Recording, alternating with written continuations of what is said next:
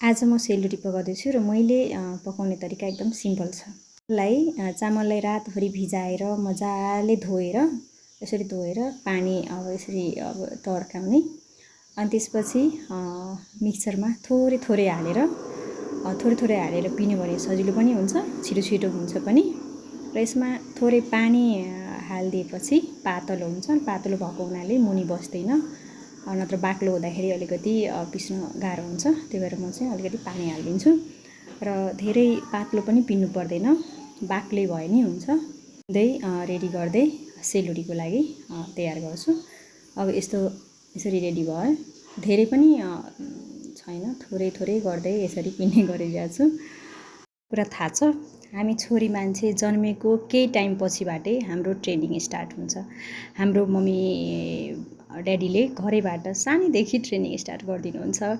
जस्तो कि यो काम सिक, पछि काम लाग्छ, छोरी मान्छे हो होइन, यसरी बोल, छोरी मान्छेले यसरी बोल्नु हुँदैन, यो काम गर, यो सिक्नु एकदम लाइफमा काम लाग्छ, अनि अब यसरी बस्नु हुँदैन, यसरी खानु हुँदैन, धेरै कुरा हाम्रो घरबाट स्टार्ट हुन्छ। हाम्रो बुवाआमाले हामीलाई धेरै जो सानैदेखि ट्रेनिङ जस्तो लाग्दैन, तर ट्रेनिङ स्टार्ट भइसकेको हुन्छ हाम्रो लागि होइन।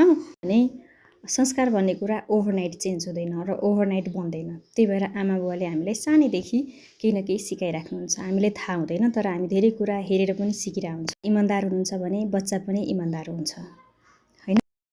झुटो बोल्नुहुन्न भने बच्चाहरू पनि झुटो बोल्नुहुन्न। यस्तै पिन्ने क्रममा यहाँ तातेर अफै भइसक्यो। यहाँलाई अब सेलाएर एकछिन अन गरिदिएँ। थोरै छ पिन्नलाई बाँकी, अब त्यो बन्द भइसकेको थियो, फेरि अब स्टार्ट गरेँ। थोरै छ त्यो पिनेर अनि अब स्टार्ट गर्छु। अब यति छ बाँकी, अलिक बाक्लै छ, त्यस्तो होइन, पातलो गरी पिनेको पनि छैन। पिनेर अब सिधिसकेपछि म धोएर सबै राखिदिने गर्छु त्यतिखेरै, ताकि नसुकोस्। अब यसमा होइन हाल्ने चाहिँ म मेथी चाहिँ हाल्दिनँ, घिउ हाल्छु, चिनी हाल्छु होइन। त्योभन्दा बाहेक म केही पनि हाल्दिनँ, एकदम सिम्पल हो। चिनी पनि म ठिक्कको हाल्छु ताकि चियासँग पनि खान होस् होइन, अनि तरकारीसँग पनि खान मिल्ने गरी धेरै चिनी हाल्दिनँ। र अब यो दुई गुलियो पनि म ठिक्कको हाल्छु, धेरै हाल्दिनँ। त्यसरी नै हो। अब राखेर सबै कुरा एक ठाउँमा राखेर मजाले मिसाउने। घिउ पनि अब ठिक्कको, अलिकति फेरि धेरै पनि हाल्यो भने त्यो पनि राम्रो हुँदैन, बन्दैन। त्यही भएर ठिक्कको हाल्नुपर्छ। हालेर यसरी मजाले फिटेर केही टाइम छोपेर राखिदिने। अनि छोपेर राखेको आधी घन्टा 15 मिनट छोपेर राख्यो भने मजाले भिज्छ। जानुपर्ने छ, आएर यसरी हेरेँ त मजाले भिजिसकेको छ। यसलाई फिटेर अनि पकाउन अब स्टार्ट गर्दैछु। हेर्दै जानु, कति सिम्पल तरिकाले पकाइरहेको छु, त्यस्तो केही पनि हालेको छैन। अनि यसरी मजाले भिजेको छ भने त्यस्तो धेरै पनि गर्नु पर्दैन। तेल पनि मैले ठिक्कको हाल्छु, धेरै पनि हाल्दिनँ, ठिक्कको हाल्छु। यसरी अब भरेको छ, त्यही भएर छुइरहेको छ होइन। अनि यसरी हालेर हेर्दै जानु कस्तो मजाले फुल्छ है। बोतलको यो छ नि 1 लिटरको बोतल, त्यसलाई काटेर यसरी बनाएको छु, हातमा नलागोस् भनेर होइन, सजिलो पनि हुन्छ। अनि त्यो सबैतिर फैलिँदैन पनि, फोहोर पनि हुँदैन। त्यही भएर हेर्नु मजाले फुलिरहेको छ, टर्न बाई टर्न हालिरहेको छु, मजाले फुल्दै गइरहेको छ।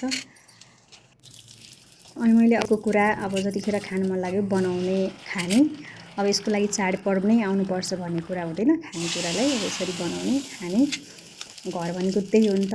मन लागेको कुरा बनाएर खान सक्यो भने त्यसलाई त घर भन्छ। हाम्रो पकाएर यति रेडी भइसक्यो, हेर्दै जानु। अब यहाँ यति त भयो, तर यतिले कसैलाई पनि पुग्दैन। हेर्दा मात्रै धेरै लागिरहेको छ, त्यति थोरै चामलको यत्रो भएको छ, हेर्दै जानु है। हाम्रो कतिजना हुनुहुन्छ चिनजानको साथीभाइ होइन, छिमेकीहरू, उहाँले पनि थोरै थोरै दिनुपर्छ। चाडपर्वमा त सबैजनाले पकाउनुहुन्छ, तर अरू दिनमा त अब त्यसरी पकाइदिन नि त। त्यही भएर थोरै थोरै गरेर 3-4वटा 5वटा त्यसरी दिने गर्छु। त्यतिले पुग्दा नि पुग्दैन, त्यही पनि थोरै थोरै गरेर सबैजना मिलेर खान्छौँ।